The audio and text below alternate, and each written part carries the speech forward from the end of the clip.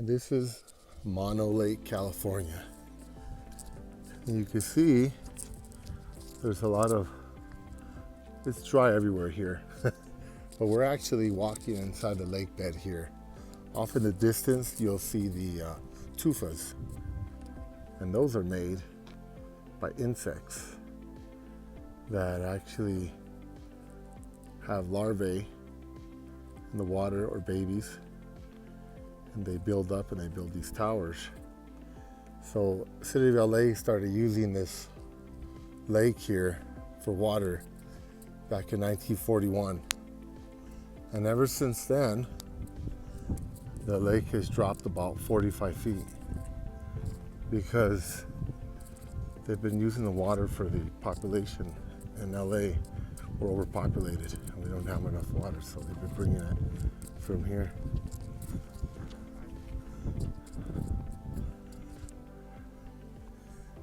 And ever since they started draining the water levels dropped about 45 feet. So I'm actually walking underwater where it should be right now. And because they've been sucking water out of here, so us Angelinos can use, a lot of the environment around here has been damaged, died off. A lot of migratory birds use this lake. Birds that go, let's say, for example, from Mexico to Canada or Canada to Mexico, they stop here to feed because there's so many insects in the water.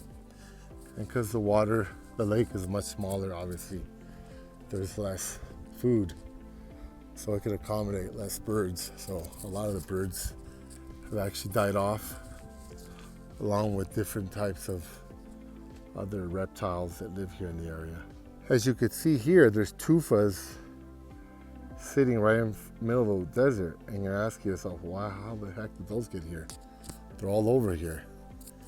It's because of all the water we've taken out of here. Again, we're 45 feet under where the lake used to be. So you can see these huge tufas, they call them TUFA. They're just standing here in the desert. And this island here in the middle of the lake used to be mostly covered with water. But now you can see how much the waters went down. It is interesting to see this. You can see what effect everything we do has on the environment. We're in LA, we're washing our cars and watering our lawn. You don't really think you're having much of an impact on anything, but really, look at this place. It's like hundreds of miles away and we're unintentionally destroying it. So I guess that's a good argument for water conservation year round. You know, even when you think it rains, it doesn't matter because there's places like this that are getting damaged and population growth continues, and well, obviously that's causing more consumption of water. Here's the beach at Mono Lake, and you'll see the large tufas. And if you look at the water here, there's thousands, and not thousands, millions and billions of flies all over. These little flies are what help feed the birds. They're all over the place. And see that? They're flying all over. If you look at the coastline, there's a black ring, and those are all from the billions and billions of the bodies of the flies that are dead. But if you look closely into the water, there's actually lots of brine shrimp in there. So the water is salty. I don't know if you could see them, but you could see small brine shrimp swimming in there. See that? So those brine shrimp die, and their bodies help build up these tufas that you see. So when you look off in the distance, this one's only about maybe 2.5 feet high. That one over there is about 20 feet high. And this one over here is about maybe 10 to 15 feet high. The brine shrimp cannot climb up out of the water to build these. So what happens is these were all built when the water level was much higher. Again, we're 45 feet underwater right now, but the water is drained out and sent to LA.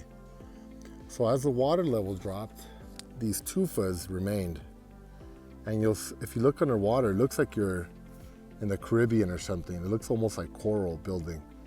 There's more of these tufas that are growing, but they don't grow very much because the water level's low.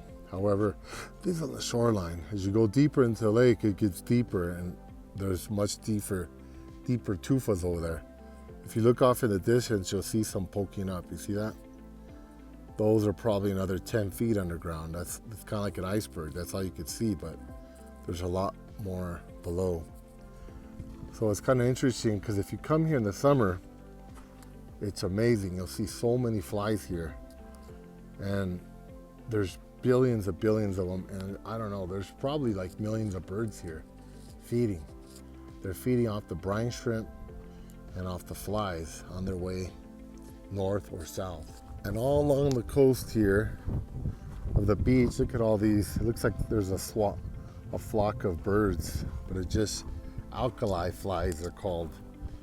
And if you look in the water, it's like a soup. It's full of alkali flies, brine shrimp, and algae that are growing. There aren't any fish in here, it's salty water. And it's all just food for millions of birds that come through here to feed. So it's a really beautiful place to visit. And you can see how all the different ecosystems interact and depend on one another.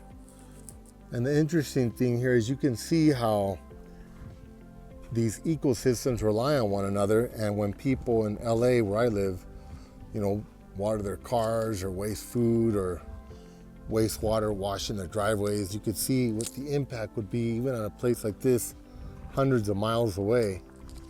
And really, it could have an impact even thousands of miles away, because when we don't have enough water in California, then we have to import food from South America, from Mexico, and then those places start getting their natural resources depleted to provide food and other things that we need. So actually it's real interesting, because something simple like this, you can see what the knockoff effects can be throughout the world of our behavior. So anytime you're thinking about wasting water or doing some damage to the environment or wasting food or doing overconsumption, the effects of your behavior really can be felt all over the planet, even regardless of where you live, just because we're so interconnected now. And here's the view of Mono Lake from the visitor center. This gives you probably the best view in the park if you want to see an extensive amount of the lake. You can see down here the tufas, and then you can see the difference there. Down in the back, it looks like a volcanic plug there. So it looks like the lava comes up out of the lava tube, and then it plugs a lava tunnel. That's what you see. And then over here, this white island. That's white because it's covered with feces from migratory birds. And most of that, at least 45 feet of it, used to be underground. And as we started taking water out, more of it became exposed, and then more birds used to have nests on there, lay eggs, and then, of course, use the restrooms so it turned white from all the bird poo. One more thing about these two islands you see in the distance here. This white one is actually the top of a volcano. That's what formed the island originally. And over here, this little black one is the top of another volcano. And if you see in between it, you'll see the white pieces sticking up. When the water level dropped, it formed like a bridge, and the birds started having their eggs eaten and their babies by coyotes that were crossing over the land bridge. So the Mono Lake community sued LADWP, and they raised up the water level to cover up that bridge, so the coyotes couldn't get across anymore to eat the coyotes and other predators wouldn't eat the babies, the bird babies, allowing the population of the gulls to increase. From Mono Lake and the Tufa Trail, this is Dr. Ernesto Martinez. Thank you for watching, and if you haven't already, please subscribe to our channel. Thank you. Goodbye.